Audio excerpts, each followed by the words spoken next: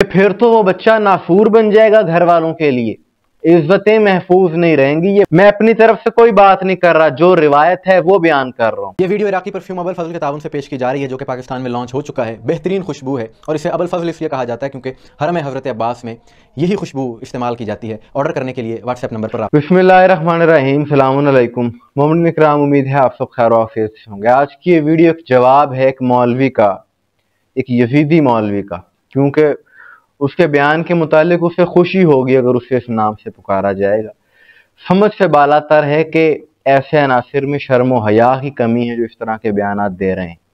और ऐसे अनासिर जब ये हरकतें करते हैं, यजीद की वकालत खुलकर करते हैं, तो मुआशरे को फिर पता चलता है, लोगों को ये बात पता चलती। एक हवाले से ये काम बेहतर है कि दुनिया को पता चल जाए कि आज के इस दौर में यजीद की वकालत करने वाले, हिमायत करने वाले, उससे मोहब्बत करने वाले यानी मुहिब्बे यजीद भी मौजूद हैं। और इस हवाले से सोचने की बात यह है, मैं गुजारिश करूंगा तमाम शिया सुन्नी बरादरान से, मुहिब्बान अहले बैत से, कि जरा ये बात सोचें, इस पे गौर करें, इस पहलू पर कि तारीख के वो किरदार के जिन्होंने रसूल पाक पर, खातमुन नबीयीन पर जो मुखालिफ रहे और जिन्होंने सितम किए, अगर कोई आज के दौर में शख्स उठे और कहे जी उन मुखालिफीन रिसालत के नाम रखना बाइसे सवाब है, तो उसके बारे में क्या कहा जाएगा?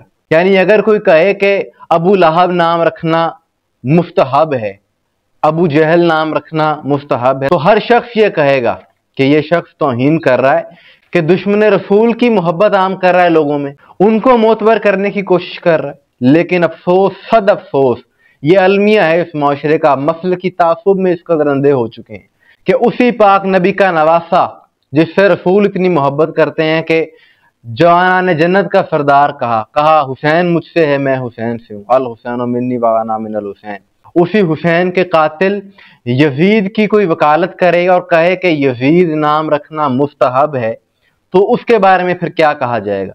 ये वीडियो क्लिप देखिए।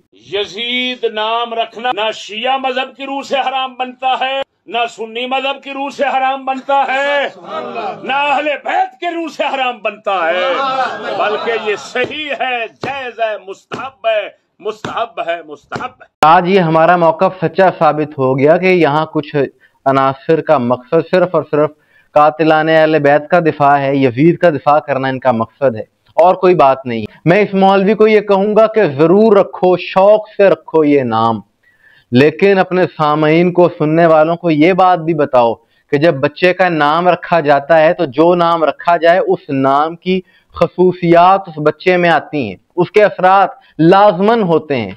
तो फिर ये बात सुन ले माशरा कि जो इस मौलवी के कहने पर अपने बच्चों का नाम यजीद रखेगा, उस बच्चे में फिर क्या खसूसियात आएंगी ये भी सुन लें कि फिर तो वो बच्चा नासूर बन जाएगा, घर वालों के लिए इज्जतें महफूज नहीं रहेंगी। ये बात हम अपनी तरफ से नहीं कर रहे, बल्कि अहले सुन्नत की मोतबर किताब तारीखुल खुलफा अल्लामा जलालुद्दीन सयूती की, उसमें यजीद के बाब में ये चीज दर्ज है, अभी आप स्क्रीन पर देख रहे होंगे। मैं अपनी तरफ से कोई बात नहीं कर रहा, जो रिवायत है वो बयान कर रहा हूँ कि उसमें एक बाब है कि अहले मदीना ने यजीद की बैत फसख क्यों की, तोड़ी क्यों। तो वो बाब है फसख करने का सबब। वो लिखते हैं कि अहले मदीना के बैत फसख करने का सबब ये हुआ कि यजीद ने गुनाहों में बहुत ज्यादती शुरू कर दी थी। चुनाचे वाकदी बसनद अब्दुल्ला बिन हंजला गसील रजी अल्लाह रिवायत करते हैं कि हमने यजीद की बैत फसख नहीं की, यहाँ तक कि हमें यकीन ना हो गया कि आसमान से पत्थर बरसेंगे। यहाँ तक नौबत पहुंच चुकी थी कि लोग माओं, बहनों, बेटियों से निकाह करते थे, शराब पीते थे और नमाज तर्क करते थे। तो मौलवी जी शौक से नाम रखो, लेकिन ये भी बताओ कि इस निस्बत से अगर यजीद का नाम रखा जाएगा तो फिर ये खसूसियात बच्चे में आ सकती हैं और नाम रखने वाले किसी को मुंह दिखाने के काबिल नहीं रहेंगे, माशरे में जीने के काबिल नहीं रहेंगे। बात यह है कि ऐसे नासिर शरपसंद हैं इस तरह की गुफ्तगू करने वाले। आज ये हमारा मौक़िफ़ सच्चा साबित हो गया कि यहाँ कुछ अनासिर का मकसद सिर्फ और सिर्फ कातिलाने अहले बैत का दिफा है, यजीद का दिफा करना इनका मकसद है اور کوئی بات نہیں۔ اور اسی طرح سے تاریخ طبری میں بھی یہ روایات موجود ہیں۔ ایک خط ہے جو کہ یزید نے لکھا اپنے گورنر ولید کے نام، اور اسے کہا کہ زبردستی حسین علیہ السلام سے بیعت لو، اگر نہیں کرتے تو جو تمہیں کرنا پڑے کرو، اور پھر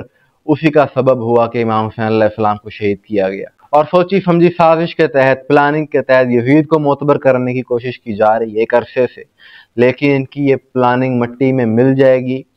عزتیں اسی کی ہیں جس کو اللہ عزت دیتا ہے، عزت اور ذلت اللہ کے ہاتھ میں ہے، اور عزت امام حسین علیہ السلام کی ہے، اہل بیت کی ہے، رسول پاک کی ہے۔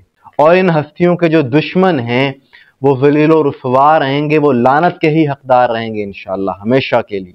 مومنین کرام، آپ کی اس حوالے سے کیا رائے ہے کمنٹس میں ضرور بتائیے گا، مجھے دعا میں یاد رکھیے گا۔ السلام علیکم ورحمۃ اللہ۔